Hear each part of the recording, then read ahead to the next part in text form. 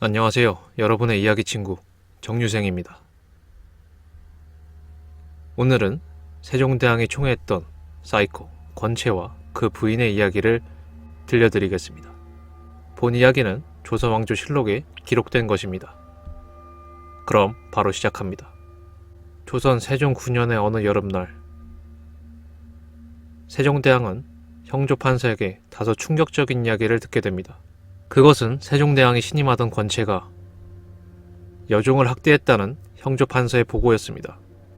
신이 길에서 한 사내종이 무슨 물건을 쥐고 있는 것을 보았는데 사람의 모습과 비슷하나 가죽과 뼈가 서로 붙어 파리하기가 비할 데가 없으므로 놀라서 물으니 지편전 은교 권채의 계집종인데 권채가 계집종이 도망한 것을 미워하여 여종을 가두고 굶겨서 이 지경에 이르렀다고 합니다.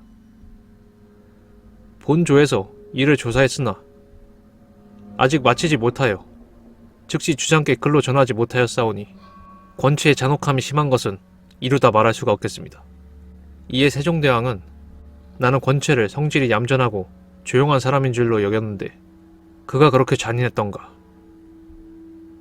이것은 반드시 그의 아내에게 조종당해서 그렇게 된 것이니 모름지기 끝까지 조사하라 라며 권채를 두둔하는 모습을 보였습니다. 왕의 명령을 받은 형조판서 노하는 권채의 신문에 들어왔고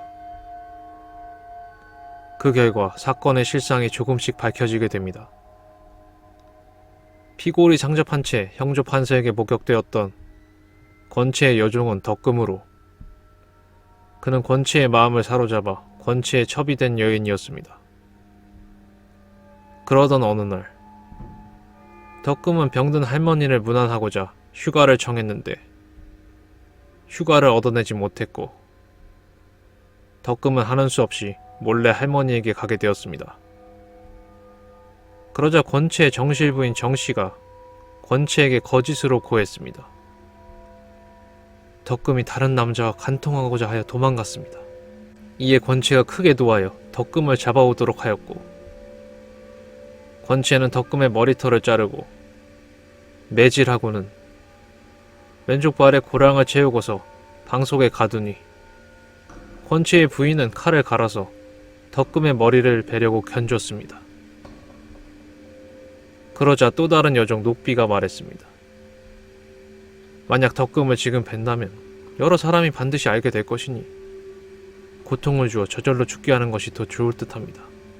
그 말을 들은 정씨는 녹비의 말대로 음식을 줄이고 덕금을 핍박하여 스스로 오줌과 똥을 먹게 했더니 오줌과 똥에 구더기가 생기게 되므로 덕금이 먹지 않으려 하자 이에 침으로 항문을 찔러 덕금이 그 고통을 견디지 못하여 구더기까지 억지로 삼키는 등 수개월 동안 학대를 지속해왔던 것이었습니다. 이에 형조판서는 왕에게 권채의 집첩을 회수하고 그 아내도 함께 잡아와서 국문하고 징계할 것을 요청했습니다. 세종대왕은 이를 허락하였으나 여러 대신이 직첩은 회수하지 말 것을 간곡히 청하여 직첩은 회수하지 않고 의금부에서 국문하도록 했습니다.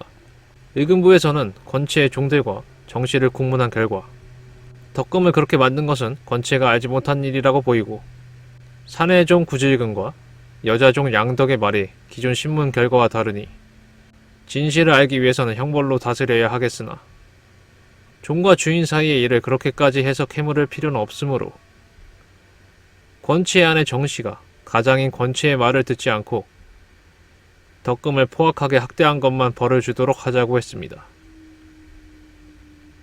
세종대왕은 일단 권채를 석방하고 정씨가 덕금을 괴롭힌 이유를 알기 위해 계속 국문하도록 하였고 이어서 의금부에서는 국문 결과를 세종대왕에게 바쳤습니다. 그것을 본 세종대왕은 말했습니다. 비록 주인과 노비 사이의 일이지만 노비가 스스로 고소한 것도 아니고 나라에서 알고 죄인을 신문한 것이니 단순히 노비와 주인 사이의 일이라고 하는 게 옳겠느냐. 여러 달을 포악하게 하여 거의 죽을 지경까지 이르게 하니 잔인하게 이보다 심함이 없다. 그러니 어찌 국문을 하지 않고 그 실정을 이룰 수 있겠는가. 그 일이 노비에 관계되는 것은 형벌로서 신문하고, 건치가 만약 부인이 덕금을 학대한 것을 알았다면 다시 잡아와서 신문하라. 이어진 신문에서 여종 녹비가 사실을 고했으나 건치와 그의 아내 정씨는 죄를 뉘우치기는커녕 오히려 형조 판서 탓을 하는 뻔뻔한 모습을 보였습니다. 이에 의금부 제조인 신사는 세종대왕에게 건치는 글만 알지 부끄럼도 모르는 놈이라고 비난했습니다. 그러자 세종대왕은 건치가 죄를 뉘우치지 않는다면 마땅히 형벌로 다스릴 것이라 말했습니다. 의금부에서는 건치에게 장 80대, 정씨에게는 장 90대에 해당하는 형벌을 내려야 한다고 말했습니다. 이에 세종대왕은 건치의 경우 직첩을 회수하고 연금에 처하게 하고 정씨는 속장에 처하도록 했습니다. 그러나 신하들은 건치에 대한 처벌이 과하다는 의견이었고, 그런 신하들의 생각은 세종대왕의 귀에도 들어갔습니다.